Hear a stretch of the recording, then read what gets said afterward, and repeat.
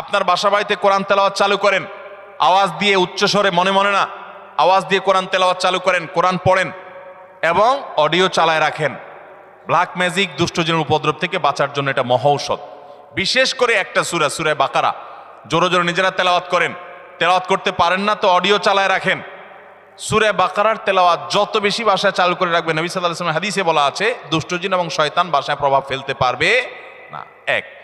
দ্বিতীয় আমল, তাহলে কোরআন বেশি বেশি পড়বেন, বিশেষ করে সূরা বাকারা। দ্বিতীয় আমল হলো সকাল সন্ধ্যার দোয়া এবং জিকির, এগুলা নিয়মিত পড়বেন, এগুলা রক্ষা কবচের মতো কাজ দেয়। তৃতীয় আমল হলো ঘরের মধ্যে কোনো হারাম জিনিস রাখবেন না, ছবি টবি এটা সেটা রাখবেন না, এবং গুনাহমুক্ত রাখবেন বা ঘরকে। 4 নম্বর আমল হলো যতবার বাসায় ঢুকবেন বিসমিল্লাহ পড়ে ঢুকবেন, বের হওয়ার সময় বিসমিল্লাহ পড়ে বের হবেন। টয়লেটের দরজাগুলো বন্ধ রাখবেন, ঢুকতে বিসমিল্লাহ পড়ে ঢুকবেন, দোয়া পড়ে ঢুকবেন, বের হওয়ার সময় দোয়া পড়ে বের হবেন। খাওয়ার সময় বিসমিল্লাহ পড়ে খাবেন, প্রত্যেকটা কাজে বিসমিল্লাহ করবেন। শয়তান